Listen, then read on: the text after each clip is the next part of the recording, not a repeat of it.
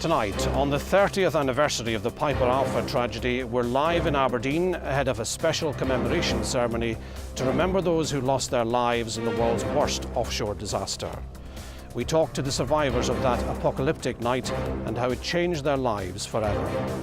We'll hear from the children who lost their fathers and how they've coped living in the shadow of Piper Alpha. And 3 decades on, we ask how much safer the offshore industry is, the Piper Alpha legacy. Good evening, I'm Norman MacLeod. This is the STV News at 6, live from Aberdeen.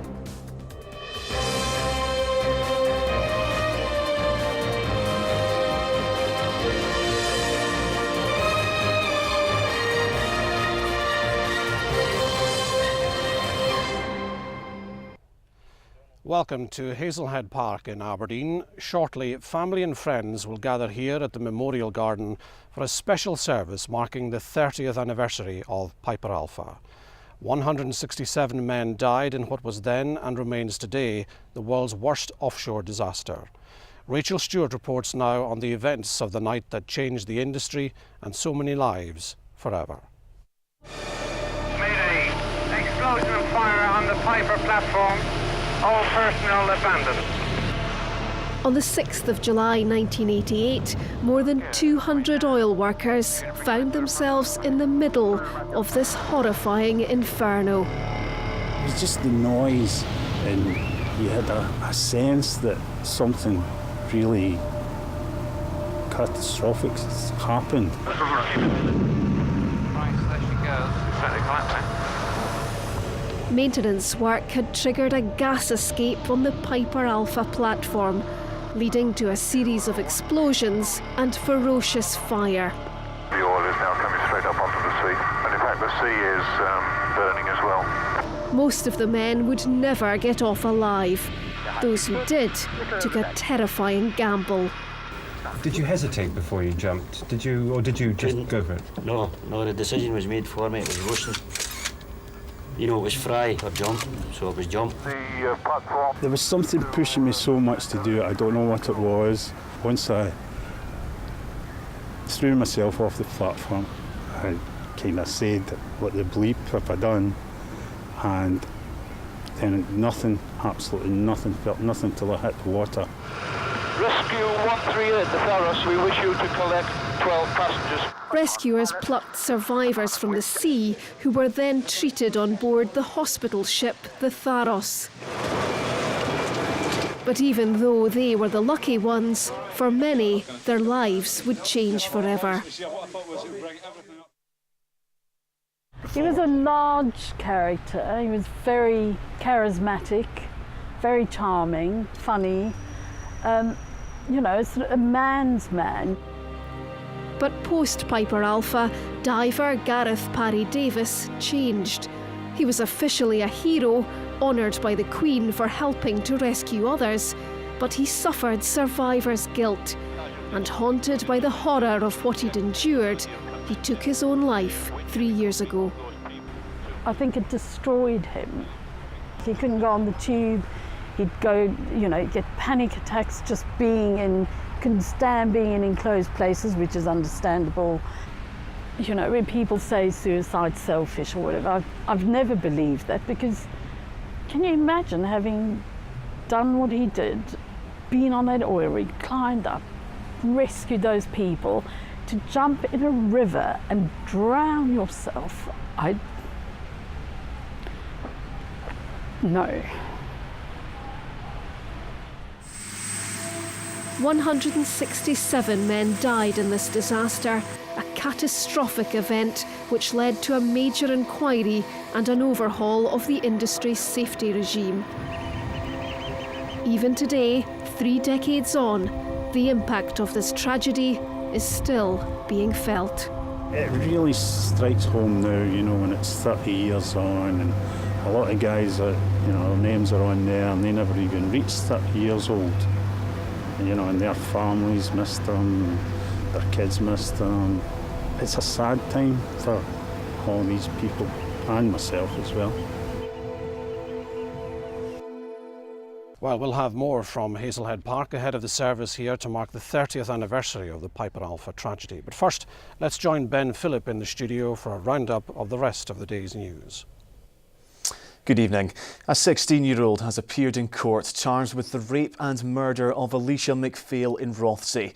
The 6-year-old's body was discovered in Woodland near the house where she was staying just hours after she was reported missing on Monday. The teenager was remanded in custody. Ewan Petrie reports. The 16-year-old arrived at Greenock Sheriff Court for the private hearing this afternoon. During a brief appearance, he was charged with the rape and murder of 6-year-old Alicia McPhail. The schoolgirl was just a few days into a 3-week holiday, staying with her father and grandparents in Rothesay on the Isle of Bute. She was reported missing at around 6:25 on Monday morning. Her body was discovered in Woodland nearby around 2.5 hours later by a member of the public. Throughout the week, messages of comfort and support were left at her grandparents' house. Police carried out searches there as well as neighbouring gardens. They also combed the beach in their search for evidence. The teenager was arrested on Wednesday evening and charged by police yesterday. At today's hearing, he entered no plea and was remanded in custody. He'll be back in court for a further hearing next week. Ewan Petrie, STV News at Greenock Sheriff Court. US President Donald Trump will travel to Scotland during his official visit to the UK next week. It will mark the first time he has come to Scotland since his inauguration in January last year. Mr Trump is expected to face protests when he arrives on Friday. Chris Clements is at the Trump Turnberry Golf Resort in Ayrshire. Well, details are still emerging this evening, but this confirms pretty much what we suspected, that Donald Trump will visit Scotland, the birthplace of his mother, next Friday the 13th. It'll mark only the second time that a sitting US president has visited Scotland, the first being George W. Bush in 2005. So what do we know so far? That the President and the First Lady will arrive in the UK next Thursday, and over the course of the next 24 hours he will meet with the Prime Minister and then the Queen before travelling north the following day. Now, he will spend the weekend in Scotland, but details around what he'll do while he's here are still sketchy. He's an avid golf fan, so I think it's fair to say that it'd be inconceivable that he would not visit one of the courses that bear his name, either here at Turnberry or at the Many Estate in the North East. Now, last time he was here in 2016, before he was president, he faced fierce protests. Donald Trump's policies, especially on immigration, are divisive, and for that reason already there are protests planned for next Friday in Glasgow and in Dundee, and then next Saturday in Edinburgh. The cost of the extra policing during his visit, roughly around an extra £5 million, has also caused concern within the Scottish Government. But earlier this week, the UK Government said they will pick up the bill on that front. Now, details, as I say, are still emerging on this visit. Chris Clements, STV News, Trump Turnberry. Scotland's new Health Secretary has announced a major shake-up of surgical services at NHS Tayside.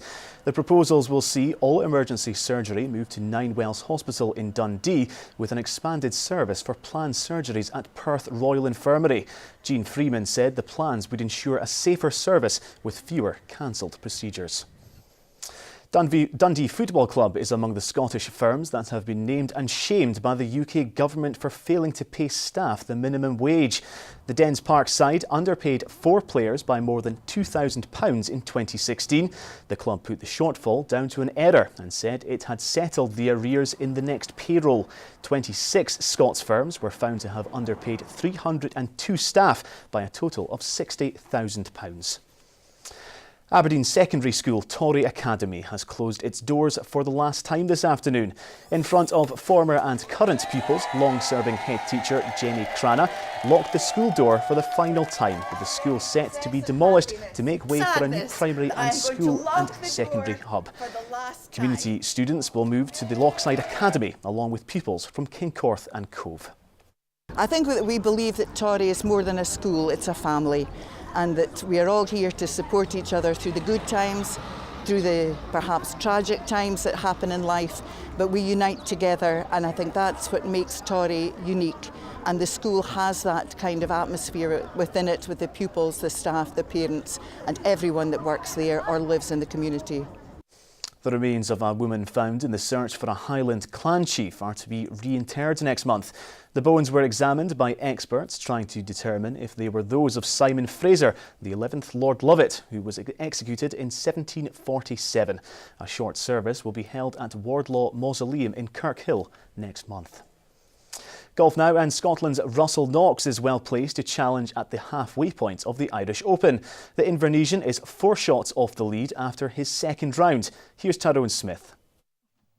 After finishing joint second at the French Open last week, Russell Knox is hoping Irish eyes will be smiling on him in Donegal. And so far, it's looking like they might. Knox continued the kind of form which has seen him move comfortably back into the world's top 100. The Invernessian began the day on 1 under, and he improved on that with another very impressive outing over the Ballyliffin links. A 3 under par second round 69 leaves him on 4 under at the halfway stage, and very well placed to challenge for the £885,000 first prize over the weekend. And how about that par? Yeah, I'm pleased with my score. I've scrambled nicely. Have I hit it as good as I did last week? No, not even close. But I've hit a lot of decent iron shots on the green for a lot of easy pars. But I haven't hit the driver good enough to be right up there yet. But the putter's working nicely, which is a nice surprise. New Zealand's Ryan Fox is currently the man to catch. He's the clubhouse leader on 8 under. Tyrone Smith, STV News. To Wimbledon now, and Scotland's Cameron Norrie and his doubles partner Jay Clark lost a gruelling 5-set match which lasted over 5 hours to exit the championships. Their match, which started on Wednesday, came to a conclusion on court 14 today, with the pair losing the deciding set by 22 games to 20. Better news for Jamie Murray though. He and partner Bruno Suarez progressed following a straight sets win. Football, and Inverness boss John Robertson has backed Carl Tremarco to join the tradition of strong captains at the club. Tremarco will skipper the team in the coming season, and Robertson believes he is the ideal candidate to lead the side going forward. Cally Thistle have had very strong captains. You know, you look at Gary Warren last year, Richie Foran before that, you've had the Bobby Manns in their time before then as well. So we've always had strong captains, and I feel Carlos will be a strong captain, he'll be a strong leader. His training standards are high, his playing standards are high, and I think he's a great role model to take the armband.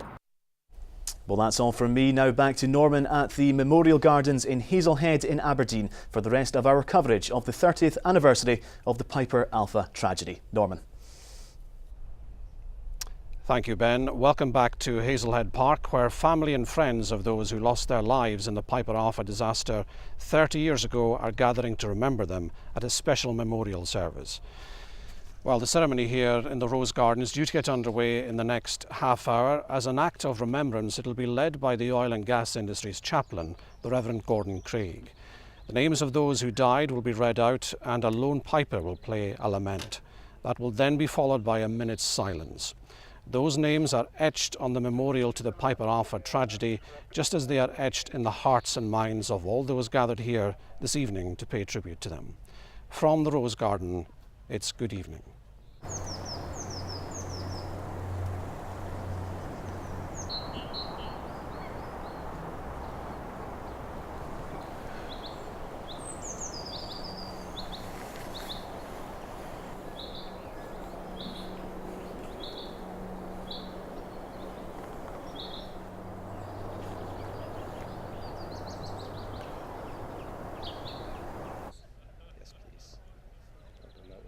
Thanks very much. Make sure you watch the programme. Yeah, she's with right. Yes, she's oh, there she is, there with the pushchair.